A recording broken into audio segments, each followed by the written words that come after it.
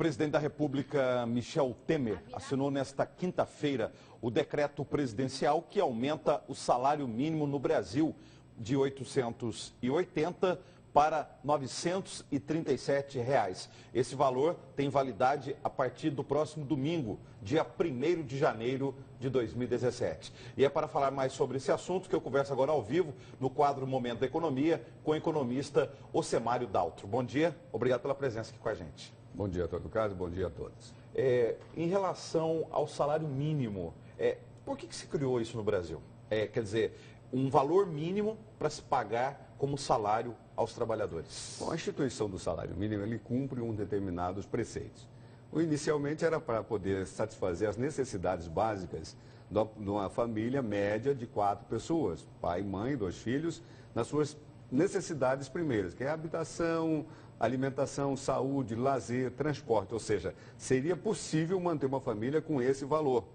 Há controvérsia com relação a esses valores, né? O DIEESE apresenta valores que hoje seria muito maior do que o que está previsto em lei, né, em decreto pelo presidente da República. Em torno de quanto hoje, segundo hoje o DIEESE? estaria em R$ 2.800 a R$ 3.000 no mínimo o salário mínimo. Há quem fala, inclusive, que quando o salário mínimo foi criado lá por Getúlio Vargas, na década de 1940, se a gente comparar o valor da época lá com hoje, 70 anos depois, o da época lá, quando ele foi criado, valeria muito mais do que esses 880 atuais ou os 937. Para isso nós teríamos que pegar a variação da inflação durante esse período todo e com certeza nós tivemos período, né, principalmente final dos anos 70 e 80, com inflação exagerada, essa correção seria possível, né, ou seria necessário para satisfazer essas necessidades. As conversões da moeda brasileira também, de cruzeiro para cruzado novo, depois para o RV e real, também o salário mínimo pode ter perdido dinheiro também, perdido valor nesse período aí? Sem sombra de dúvida, todo o processo de reajuste, ele não vem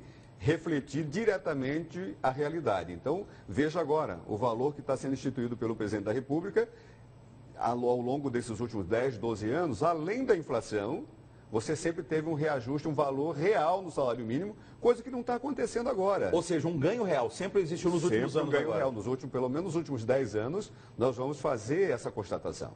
Nesse período, inclusive, com esse valor instituído, que inicialmente estava aí previsto em 947,80, ou seja, 7,5%, que era a projeção da inflação de 2016, assim implementada em 2017, não está ocorrendo. Quando nós ouvimos esse decreto, onde o valor é de 937, ou seja, uma correção de apenas 6,5% em cima do valor de 880. Tem alguma explicação para isso? E assim, a pessoa pode olhar assim, mas está reduzindo de 945 para 937, são só R$ 8 no bolso do trabalhador. Mas é mais do que isso, né? Não, é mais do que isso. Então, quando nós fazemos uma análise mais aprofundada, os impactos que ocorrem na economia como um todo, nós vamos ver no quesito previdenciário. Ou seja, o valor de 1% de diferença previsto, quando você tem um impacto muito grande na Previdência, ou seja, nas despesas a serem efetuadas ao longo do ano pela máquina pública, né, com relação à Previdência, a questão dos salários, principalmente nos pequenos municípios, como você estava falando agora há pouco, e na questão dos reajustes da remuneração. Porque o salário mínimo, ele é um referencial. Ele passa a ser um indexador também de diversos outros preços. Até aluguel, por exemplo. Com certeza. Né? Valores de remunerações, porque ele é a base, né, onde o trabalhador não pode receber menos que um salário mínimo, mas ele pauta uma série de outros reajustes. Falando da perda no bolso do trabalhador, conforme o próprio governo federal havia projetado 945, que acabou decretando 937. Nós estamos em redução de R$ 8 aí, mas percentualmente representa quanto isso? 1%, né? A menos do que o que estava previsto. Abaixo da inflação? Abaixo da inflação. Se nós verificarmos 2015 para 2016, nós tivemos a inflação do INPC de 11,27%. Ou seja, algumas medidas foram tomadas, o governo está fazendo um reajuste, ou seja, o impacto direto no combate à inflação, que esse reajuste ele cumpre esse princípio também, né, de fazer com que uma medida que o governo está tomando para reduzir ou controlar a inflação, ou seja, nós já tivemos uma queda. A projeção para 2017 é que continue nesse mesmo atuada, ou seja, combater a inflação é meta primeira de qualquer governo. Né? Você acha que pode ter algum impacto também no reajuste salarial de outras categorias profissionais que ganham acima do salário mínimo? Quer dizer, esse reajuste abaixo da inflação pode impactar as datas bases dos trabalhadores, principalmente a partir de maio, ali, quando começam as datas bases? Com certeza vai ser um referencial, né? Os governos que já vêm tomando medidas de não conceder os reajustes, pelo menos da reposição da inflação, ou seja, o trabalhador vem sofrendo perdas reais, onde ele não consegue repor as perdas inflacionárias, ou seja, os valores dos produtos e serviços de 2017, que nós vamos entrar em janeiro, vai ficar, ou seja, o poder de compra do trabalhador menor do que em janeiro de 2016, por conta desse processo inflacionário, ou seja, que nós sofremos de um reajuste muito abaixo. Sem sombra de dúvida, o reajuste do salário mínimo abaixo do índice inflacionário vai pautar as discussões que os governos de estado, os municípios vão colocar em pauta para sentar com suas representações sindicais. Sempre se falou no Brasil também o seguinte, que o salário mínimo, ele é pouco para quem recebe e muito para quem paga, ou seja, para os patrões. É isso mesmo? Ou não? Não, tem uma certa verdade, porque não é só o salário em si.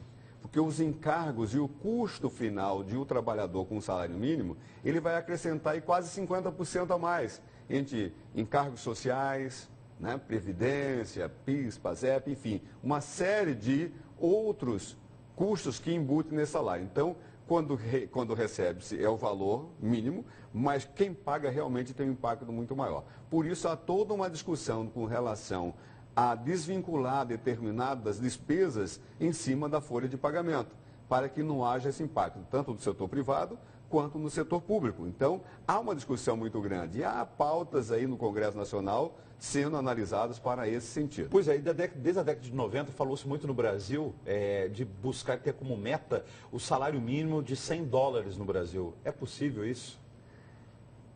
Possível é, entendeu?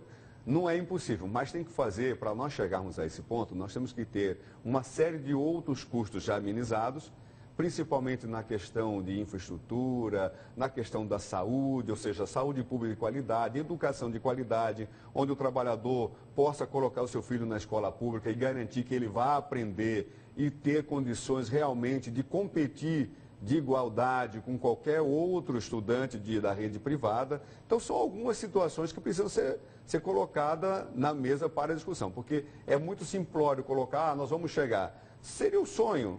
É impossível? Não, desde que façamos o dever de casa. Ou seja, isso que o senhor acabou de dizer, não basta só o salário mínimo ser valorizado. As políticas públicas, o serviço público tem que funcionar para que esse trabalhador assalariado não tenha que contratar serviços privados, é isso? Porque quando você vai buscar uma educação, seu filho, você está pagando duas vezes, porque já pagou os impostos para que o Estado forneça uma educação de qualidade, uma saúde de qualidade, para você não precisar ir buscar um plano de saúde. Então, isso vai impactar em custos extras. Veja que, nesse quesito, o salário mínimo, se nós colocarmos só em condição que a renda do trabalhador apenas o salário mínimo, veja o quanto ele vai ser depauperado, porque aquela condição primeira da instituição era garantir saúde, transporte, lazer, alimentação, habitação, é precário, ou seja, é surreal falar que uma família vai subsistir com esse valor. Agora, a gente algumas pessoas até enchem a boca para falar R$937, só que R$937 é o valor bruto, que tem uns descontos ainda, deve cair aí para 900 ou até menos de R$900. Muito menos. O líquido. Com certeza, você tem previdência, já vai 11%. De 11% a 12%. Entendeu? O que fazer com esse valor, menos de R$900 com a família? Aí tem que prioriza ter como esse muita dinheiro? Criatividade, né? O brasileiro, ele é notório em criatividade e buscar alternativa. Infelizmente, nós ainda passamos por essa situação, mas cabe aos governos, aí em todos os níveis, União, Estado e municípios, buscar atender às necessidades básicas da sociedade através de implementação de políticas públicas sérias, que não haja desvio dos recursos públicos, que haja uma boa aplicação e uma boa gestão. E isso é bom para falar agora, né, que nós estamos aí às portas de uma nova gestão dos municípios do Brasil inteiro e começa realmente a pensar por quê. Nós saímos de um momento de crise aguda, mas não saímos da crise. A crise ainda está num processo, é como um carro que cai uma ladeira abaixo sem freios e o câmbio estourado. E apagou o motor, então ele já começou a funcionar, o governo tem tomado algumas medidas. O motor está funcionando, o freio ajustado, começa a engrenar a marcha para subir essa ladeira, né?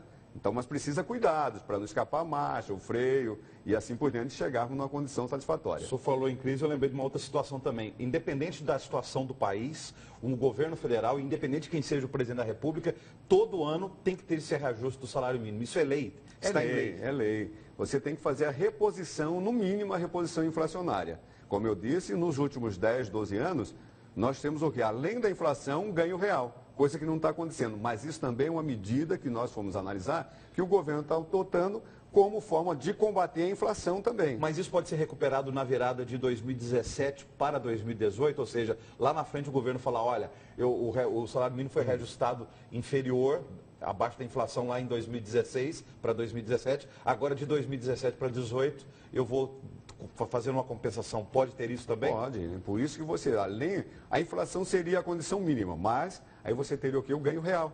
Aí é o momento de fazer os ajustes realmente para satisfazer essas necessidades. Porque nós temos uma economia que está passando por alguns ajustes e já vai precisar. 2017 ainda vai ser um período ainda de muita cautela. Todo o setor público, as empresas, então fizeram os ajustes necessários e vão ter que fazer alguns ajustes para poder passar por esse momento que nós estamos a analisar ainda. Então, cabe a cada um de nós fazermos a nossa parte. E nós, enquanto consumidores, enquanto trabalhadores, buscarmos o quê? Orientações para que possamos passar por esse período como passamos em 2016. Graças a Deus, o Senhor tem, né? Deus tem abençoado esse país ainda e nós temos passado e chegamos até aqui no final do ano, né? Meio arranhados aí, mas estamos rompendo, né? Muito obrigado pela presença ao vivo. Feliz ano novo, até uma próxima entrevista. Muito obrigado, feliz ano novo a todos.